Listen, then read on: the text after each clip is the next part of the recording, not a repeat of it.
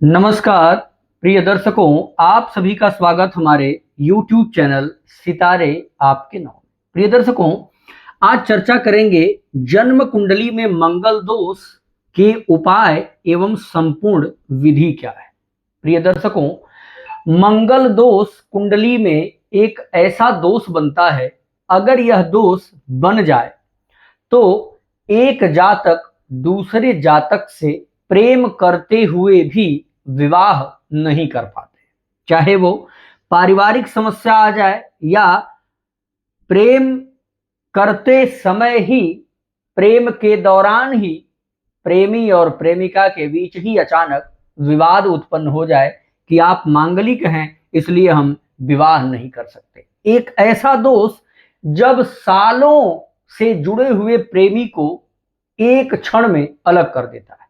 प्रिय मित्रों, आज इस वीडियो को देखने के बाद आप मंगल दोष से घबराएंगे नहीं, और यदि कुंडली में मंगल दोष बना भी है तो उस मंगल दोष से डरना नहीं है। उस मंगल दोष का क्या उपाय है, उस मंगल दोष को कैसे समाप्त कर सकते हैं, क्या विधि है।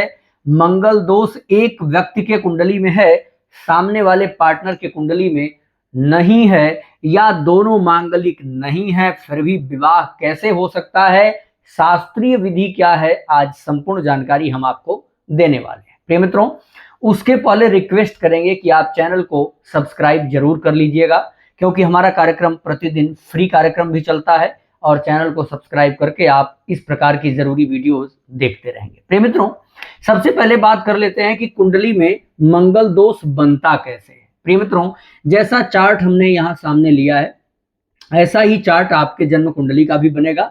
सबसे पहले ये चार्ट खोल लीजिए। क्या देखना है, जन्म कुंडली के पहले घर में, चौथे घर में, सातवें घर में, आठवें घर में और 12वें घर में। यदि इन भावों में मंगल बैठे हुए हैं तो नो डाउट आप मांगलिक हो गए, यानी आपके कुंडली में मंगल दोष उत्पन्न हो गया, केवल इतना से ही। ठीक है। अब दक्षिण भारत की तरफ देखें तो वो दूसरे घर को भी मानते हैं, लेकिन हम दूसरे घर को नहीं मानते। यानी 1, 4, 7, 8, 12 घर में अगर मंगल बैठे हैं, कहीं पर भी मंगल लिखा हो, यानी चाहे वो पहला घर हो, चौथा घर हो,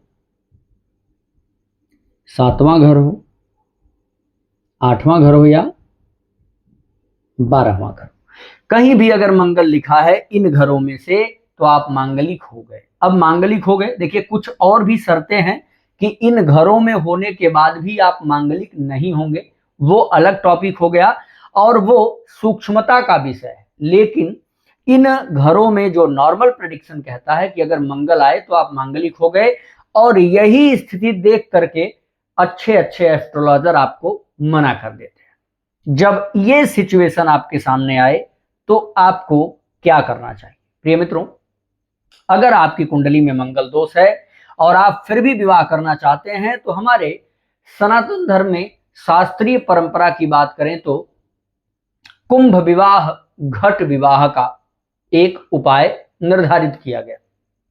जिसके कुंडली में मंगल दोष बना है उसका कुंभ विवाह कराया जाता है। कुंभ विवाह घड़े से विवाह हो जाता है। दूसरी प्रक्रिया जो है, वट वृक्ष से बने विष्णु भगवान की प्रतिमा के साथ विवाह हो जाता है।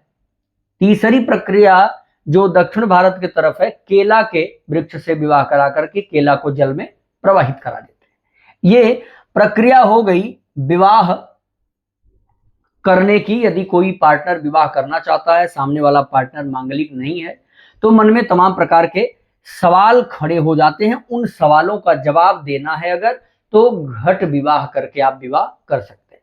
वहीं अगर आपको बताएं तो केवल मंगल दोष में ही घट विवाह नहीं होता। घट विवाह विभिन्न परिस्थितियों में किया जाता है। अगर कुंडली में विष योग बना हो, कुंडली में मंगल दोष बना हो, कुंडली में द्विभार्या या 2 पत्नी का योग बन गया हो, और जातक चाहता हो कि नहीं हमारा 2 विवाह नहीं एक ही विवाह हो, तो भी वो घट विवाह कर सकता है। ऐसी स्थिति में आपको मंगल दोष से छुटकारा मिल सकता है। छुटकारा मिल सकता है। दूसरा, अगर कुंडली में मंगल दोष है तो और क्या उपाय हम कर सकते हैं? प्रिय मित्रों, वर और कन्या दोनों ही, ये जो प्रक्रिया हम बता रहे हैं ये विवाह से पहले की प्रक्रिया है। पता चल गया कि हम मांगलिक हैं, पार्टनर मांगलिक नहीं है, तो अब क्या करें? पहला तो घट विवाह आपको बता दिया गया। दूसरा उपाय जो है, वर और कन्या दोनों ही अपने गले में मंगल यंत्र सिद्ध और अभिमंत्रित करके धारण करें। अगला जो उपाय है, कन्या मंगला गौरी व्रत करें। मंगला गौरी व्रत आप सर्च करके जान जाएंगे क्या होता है।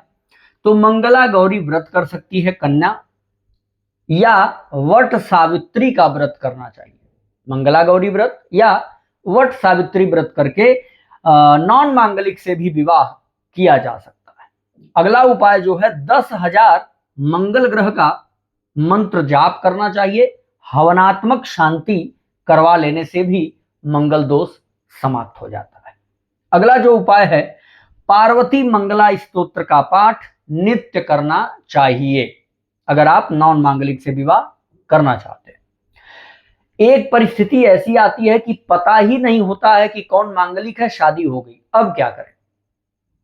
अगर सिचुएशन आपके सामने खड़ी हो जाए कि हमें तो पता ही नहीं था कि हम मांगलिक थे, फिर भी विवाह हो गया नॉन मांगलिक से, तो प्रिय मित्रों, ऐसी परिस्थिति में हमारे शास्त्र कहते हैं कि प्रतिदिन आपको सुंदर कांड का पाठ करने से जो मंगल दोष का दुष्प्रभाव है वो काफी हद तक समाप्त हो जाता है और आपका वैवाहिक जीवन सुखप्रद चलता है।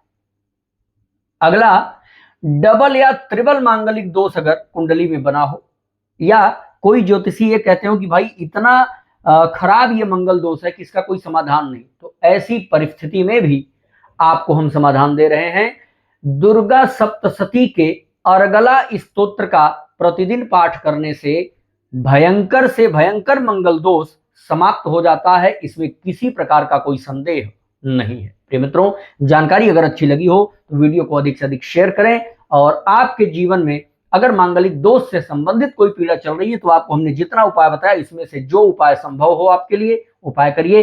100% आपका वैवाहिक जीवन खुशियों से भर जाएगा। नमस्कार।